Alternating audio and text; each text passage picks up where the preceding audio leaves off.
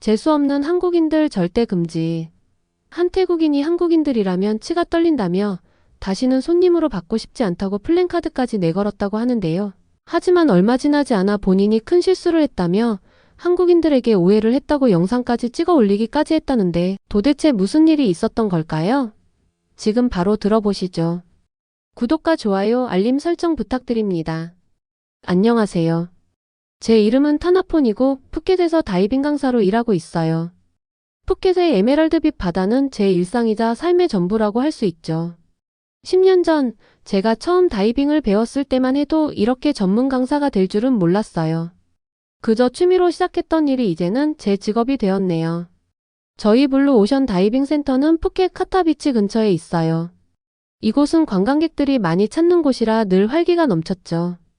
특히 한국인 관광객들은 저희 센터의 가장 큰 손님층이었어요.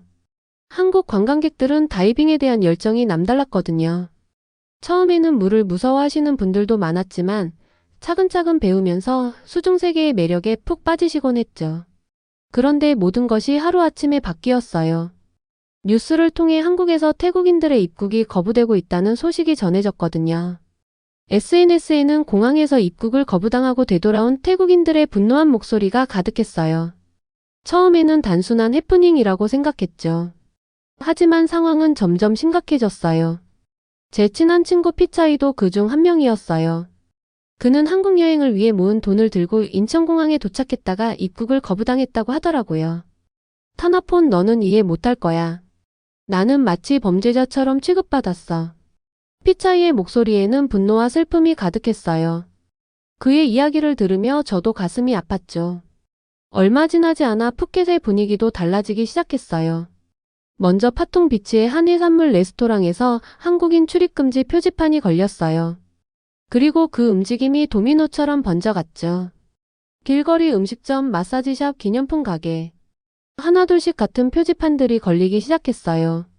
저희 다이빙 센터에도 변화가 찾아왔어요. 예약되어 있던 한국 단체 관광객들의 취소 전화가 쏟아지기 시작한 거예요. 죄송합니다만 지금 태국 분위기가 좋지 않아서요. 전화기 너머로 들려오는 미안한 목소리들이 계속해서 이어졌죠. 특히 기억에 남는 건 김민수 씨 가족이에요. 3년째 매년 여름마다 저희 센터를 찾아주시던 단골 손님이었거든요. 민수 씨의 아들 준호는 제가 특별히 아끼던 학생이었어요. 처음에는 물을 무서워하던 아이였는데 이제는 제법 실력 있는 주니어 다이버가 되어 있었죠. 올해도 당연히 오실 줄 알았는데 결국 취소 연락이 왔어요. 타나폰 씨, 정말 죄송해요. 저희야 선생님을 100번 믿지만 주변에서 자꾸 태국 가지 말라고 해서. 민수 씨의 목소리에는 미안함이 가득했어요. 저는 괜찮다고 이해한다고 했지만 사실 마음이 너무 아팠죠. 준호에게 보여주고 싶었던 새로운 다이빙 포인트도 있었는데 말이에요. 센터의 분위기는 날이 갈수록 침울해졌어요. 예약 캘린더의 빈칸이 늘어날수록 직원들의 표정도 어두워졌죠. 특히 한국어가 가능한 직원들은 더 큰 충격을 받은 것 같았어요. 그들은 한국 손님들과 특별한 유대감을 쌓아왔었거든요. 저희 아버지가 운영하시는 해산물 레스토랑도 상황은 마찬가지였어요. 20년간 카타 비치에서 식당을 운영하시면서 수많은 한국 손님들과 인연을 맺으셨는데 이제는 한국인 관광객을 찾아보기 힘들어졌죠. 매출은 급감했고 아버지의 한숨소리는 커져갔어요. 어느 날 저녁 아버지도 결국 가게 앞에 한국인 출입금지 표지판을 거셨어요. 아버지, 왜 그러시는 거예요? 제가 물었죠. 아버지는 잠시 침묵하시다가 말씀하셨어요. 나도 이러고 싶지 않다. 하지만 다른 가게들이 다 하는데 우리만 안 할 수는 없지 않니? 아버지의 목소리에는 체념과 분노가 섞여 있었어요. 하지만 그게 정말 옳은 걸까요? 저는 밤늦게까지 해변을 걸으며 생각했어요. 파도 소리를 들으며 지난 날들을 떠올려 봤죠. 한국 손님들과 함께했던 수많은 추억들, 그들의 웃음소리, 감동의 순간들. 그 모든 것들이 이렇게 끝나버리는 게 맞는 걸까요? 특히 마음에 걸렸던 건 준호와의 약속이었어요. 선생님, 다음에 올 때는 더 깊은 곳까지 가보고 싶어요. 작년 여름 떠나기 전 준호가 했던 말이었죠. 저는 그 약속을 꼭 지키고 싶었는데 이제는 그 약속을 지킬 수 있을지조차 불확실해졌어요. 상황은 날이 갈수록 악화되었어요. SNS에서는 해시태그 반환 태국, 해시태그 보이콧 코리아 같은 해시태그가 트렌드가 되었고 양국 관계는 점점 더 냉랭해져 갔죠. 한때 가깝던 두 나라 사이에 보이지 않는 장벽이 세워지는 것 같았어요. 하지만 이대로 포기할 순 없었어요. 제가 알고 있는 한국, 제가 만났던 한국 사람들은 이런 취급을 받을 만한 사람들이 아니었거든요. 무언가 다른 이유가 있을 거예요. 그리고 그 이유를 찾아내고 이 상황을 바로잡아야 한다고 생각했죠. 저희 가족에게 있어 시푸드 파라다이스는 단순한 식당이 아니에요. 아버지께서 20년 전 허리띠를 졸라매고 모은 돈으로 시작하신 곳이거든요. 저는 어린 시절부터 이곳에서 자랐어요. 학교 끝나면 바로 식당으로 와서 숙제도 하고 심심하면 수족관 속 랍스터들이랑 놀기도 했죠. 처음 문을 열었을 때는 작은 포장마차 수준이었어요.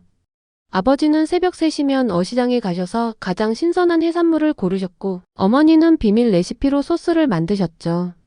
손님들은 하나둘씩 늘어났고 입소문이 나면서 관광객들도 찾아오기 시작했어요. 특히 한국 관광객들의 사랑이 대단했어요. 저희 집 특제 똠양꿍은 한국 여행 블로그에서 푸켓에서 꼭 먹어야 할 음식 1순위로 꼽히기도 했거든요. 이 맛은 정말 잊을 수 없을 것 같아요. 또 태국 현지인의 맛을 제대로 느낄 수 있어요. 이런 후기들이 쌓이면서 한국인들 사이에서 입소문이 퍼졌죠. 아버지는 한국 손님들을 특별히 좋아하셨어요. 음식을 정말 맛있게 먹어주시고 요리하는 모습을 사진 찍어가시면서 관심을 보여주시니까요. 덕분에 아버지는 한국어로 맛있게 드세요, 감사합니다 정도는 할 수 있게 되셨어요. 그럴 때마다 한국 손님들이 환하게 웃으며 좋아하시던 모습이 아직도 생생해요. 하지만 지금은 그 북적이던 식당이 거의 텅 비다시피 했어요. 한국인 입국 거부 사태 이후로 매출이 70%나 감소했거든요. 저녁 장사 때면 20개가 넘는 테이블 중 겨우 3개에서 4개만 차 있을 때가 많아요. 웨이터 3명도 이제는 너무 많다고 할 정도죠. 아버지의 모습도 많이 달라지셨어요. 예전에는 주방에서 흥얼흥얼 노래를 부르시면서 요리하시던 분이 이제는 한숨만 쉬세요. 매일 장부를 들여다보시면서 고민에 빠지시죠. 월세와 재료비, 직원 급여를 어떻게 감당해야 할지, 이런 상황이 얼마나 더 지속될지. 밤마다 관자놀이를 손가락으로 누르시는 모습을 보면 가슴이 아파요. 어머니도 많이 힘들어하세요. 매일 아침 시장에 가서 신선한 해산물을 사오시는데 손님이 없으니 음식이 남아서 버리게 되는 경우가 많아졌거든요. 또 랍스터를 버려야 하네. 어머니의 한숨 소리가 주방에 자주 울려 퍼져요. 더 마음 아픈 건 다른 상인들의 태도예요. 예전에는 친하게 지내던 옆 가게 사장님들도 이제는 한국 손님 받는 집이랑은 상종 못해라며 등을 돌리세요. 길거리 음식점 연합회에서도 저희 가게를 퇴출시키자는 이야기가 나왔다고 해요. 한국인을 받는 것 자체가 매국행위처럼 취급받고 있는 거죠. 결국 아버지도 버티지 못하고 한국인 출입금지 표지판을 거셨어요. 그날 밤 아버지는 혼자 술을 드시면서 우시더라고요. 내가 이럴 줄은 몰랐다. 20년 동안 한국 손님들한테 받은 사랑을 어떻게 이렇게. 그 모습을 보는 제 마음도 무너져 내렸어요. 특히 기억에 남는 건 김서연 씨 가족이에요. 5년째 매년 푸켓에 오실 때마다 저희 식당을 찾아주시던 분들이었거든요. 서연 씨의 딸 지민이는 저희 집 똠양꿍을 정말 좋아했어요. 삼촌 이번에는 덜 맵게 해주세요. 라며 애교 있게 주문하던 모습이 아직도 눈에 선해요. 하지만 이제는 그런 모습을 볼 수 없게 됐죠. 저희 가게뿐만이 아니에요. 푸켓 전역의 식당들이 비슷한 상황을 겪고 있어요. 특히 한국 관광객들을 주 고객으로 삼았던 가게들은 더욱 타격이 커요. 몇몇 식당은 이미 문을 닫았고 또 몇몇은 문을 닫을 준비를 하고 있죠. 동네 재래시장도 예전 같지 않아요. 한국 관광객들이 많이 찾던 과일 가게들은 진열대가 썰렁해졌고 기념품 가게들도 하나둘씩 셔터를 내리고 있어요. 시장 안에 있던 맛집 골목은 이제 한산하기 그지없죠. 장사가 안 되니 임대료도 못 내겠다며 한숨 쉬는 상인들의 모습이 늘어가고 있어요. 저는 매일 밤 잠들기 전에 생각해요. 과연 이게 옳은 걸까? 우리가 분노하는 게 정말 한국 관광객들의 잘못일까? 그들도 우리만큼이나 이 상황이 안타깝지 않을까? 하지만 이런 생각을 말로 꺼내기가 쉽지 않아요. 지금의 분위기에서는 그런 이야기를 꺼내는 것 자체가 배신자로 낙인 찍힐 수 있으니까요.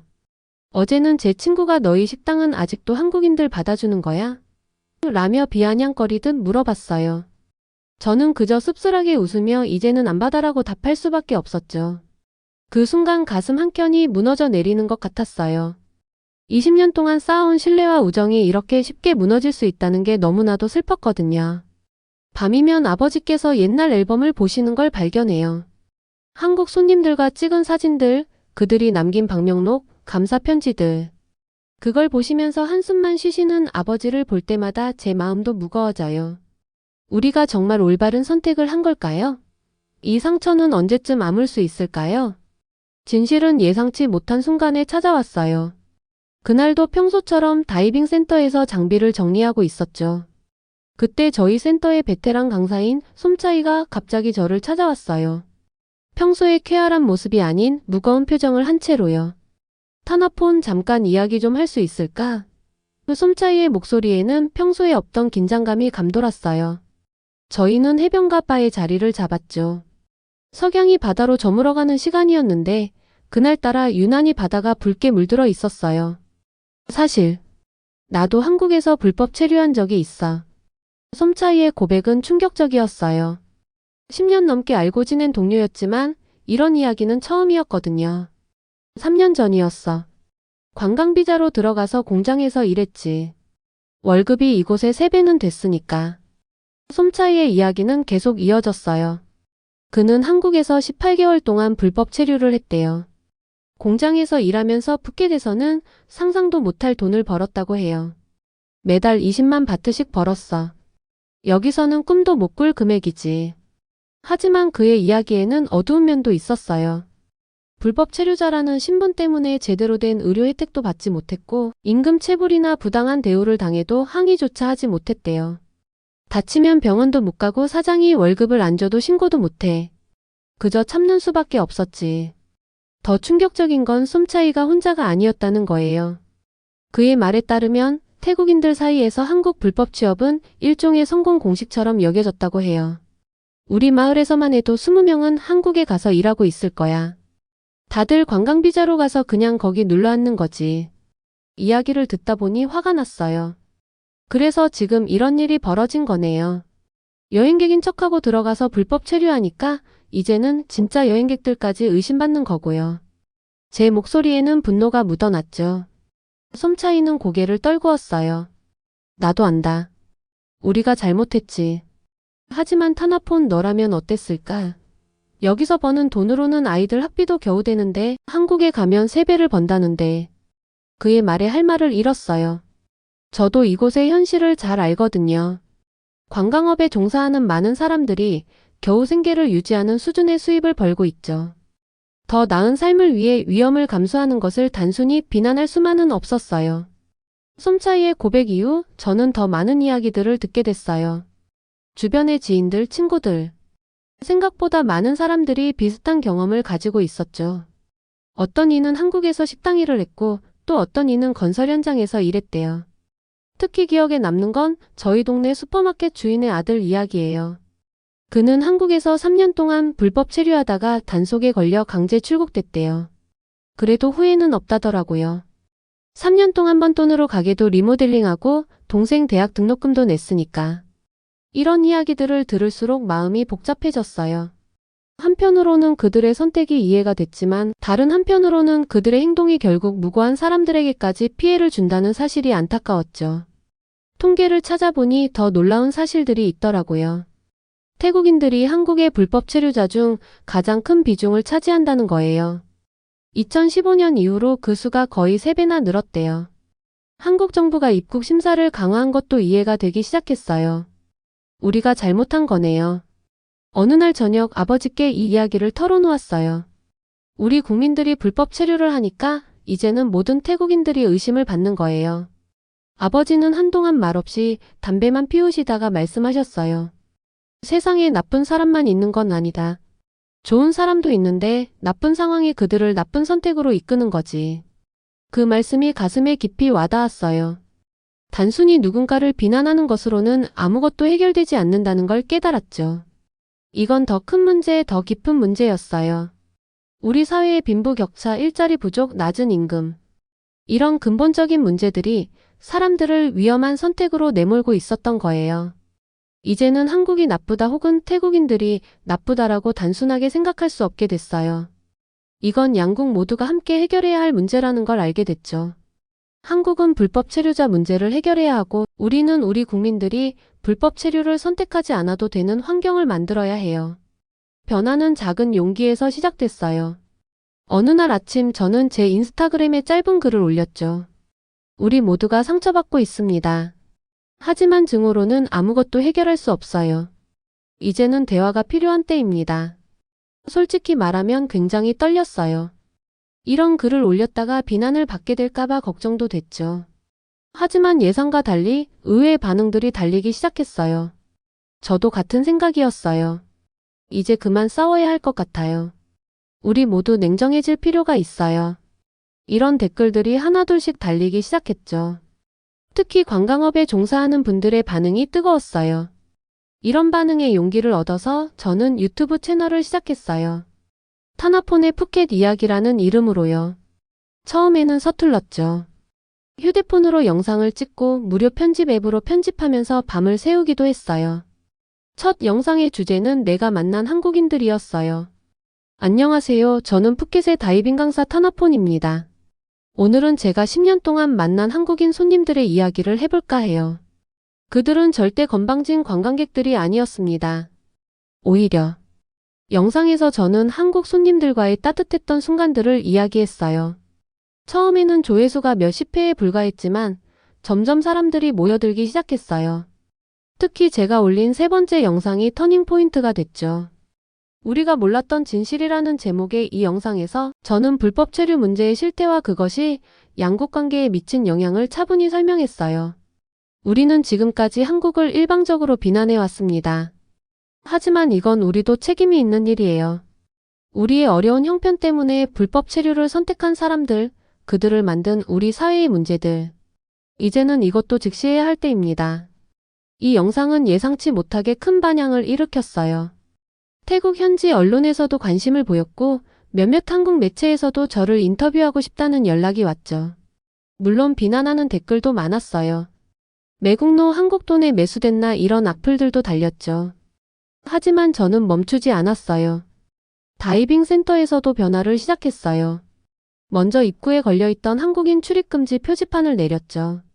대신 우리는 모든 국적의 손님을 환영합니다. 위 웰컴 게스트 프롬 올 네이션즈라는 새로운 표지판을 걸었어요. 직원들과도 긴 시간 이야기를 나눴죠. 우리가 먼저 변화를 시작해야 해요. 지금 당장은 한국 손님들이 없더라도 우리는 준비되어 있어야 해요. 그들이 돌아올 때를 위해서요. 다행히도 직원들도 동의해줬어요. 우리는 그동안 소홀했던 시설들을 정비하고 서비스 품질을 높이는 데 집중했죠. 아버지의 식당에서도 변화가 시작됐어요. 아버지께서도 용기를 내서 유튜브에 출연해 주셨거든요. 20년 동안 한국 손님들과 함께 해온 태국 할아버지의 이야기라는 제목의 영상이었죠. 아버지는 서툰 한국어로 이렇게 말씀하셨어요. 안녕하세요. 저는 푸켓 시푸드 파라다이스 주인입니다. 한국 손님들, 많이 보고 싶습니다. 제가 잘못했어요. 화가 나서 출입금지 표시 걸었어요. 하지만 이제는 알아요. 우리 모두 친구입니다. 다시 오세요. 제가 더 맛있는 음식 만들어줄게요. 아버지의 솔직한 마음이 담긴 이 영상은 태국과 한국에서 모두 큰 반향을 일으켰어요. 한국의 한 방송국에서는 이 이야기를 다큐멘터리로 만들고 싶다는 제안도 왔죠. 많은 한국분들이 댓글로 할아버지 꼭 다시 갈게요. 음식이 너무 그리워요라는 따뜻한 메시지를 남겨주셨어요. 이런 움직임은 푸켓 전역으로 퍼져나갔어요. 저희를 시작으로 하나둘씩 다른 상점들도 출입금지 표지판을 내리기 시작했죠. 지역 상인회에서는 열린 푸켓 캠페인을 시작했어요.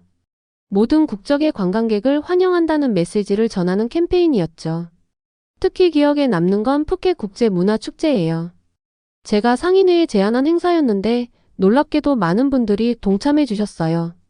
각국의 음식과 문화를 소개하는 부스들이 설치됐고 한국 음식 부스도 만들어졌죠. 비록 한국인 관광객은 없었지만 우리는 그들의 문화를 이해하고 존중하는 마음을 보여주고 싶었어요. 여행사들도 변화하기 시작했어요. 이제는 단순히 여행 상품을 파는 것이 아니라 책임 있는 여행 문화를 만드는 데 초점을 맞추기 시작했죠. 합법적이고 존중하는 여행 문화 만들기 캠페인을 시작했고, 여행객들에게 방문국의 법과 문화를 존중하는 것의 중요성을 교육하기 시작했어요. SNS에서도 변화의 바람이 불었어요. 해시태그 열린푸켓, 해시태그 우리는 친구 같은 긍정적인 해시태그들이 등장하기 시작했죠. 물론 여전히 반대의 목소리도 있었지만 점점 더 많은 사람들이 화해와 이해의 메시지에 동참하기 시작했어요. 제 유튜브 채널은 이제 푸켓의 진짜 이야기를 전하는 창구가 됐어요. 매주 한 번씩 새로운 영상을 올리면서 푸켓의 일상과 우리의 변화하는 모습을 담아냈죠. 특히 한국인 친구에게 보내는 편지 시리즈는 많은 사람들의 마음을 움직였어요. 이런 우리의 노력이 조금씩 결실을 맺기 시작했어요. 한국의 여행 커뮤니티에서는 푸켓이 변하고 있다, 다시 가보고 싶다는 이야기들이 올라오기 시작했죠. 아직 큰 변화는 아니지만 작은 희망의 씨앗이 싹트기 시작한 것 같았어요. 희망은 예상치 못한 순간에 찾아왔어요. 어느 날 아침 다이빙 센터 이메일함을 확인하는데 나직은 이름이 눈에 띄었죠.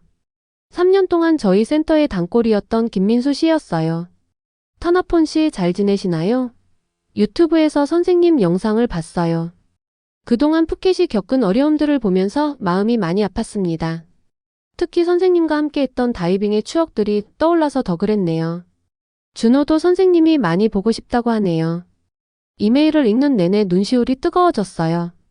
특히 마지막 문장에서는 참았던 눈물이 흘러내렸죠. 저희가 다시 찾아가도 될까요? 이번 여름방학에 준호와 함께 가고 싶은데.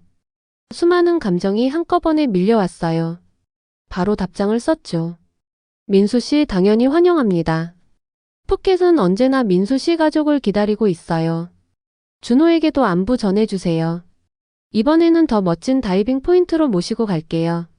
이 소식을 아버지께 전하자 오랜만에 환한 미소를 지으셨어요. 그래, 민수 씨가 오면 특별 메뉴를 준비해야겠다. 어머니도 기뻐하시며 당장 시장에 가서 재료를 사오겠다고 하셨죠.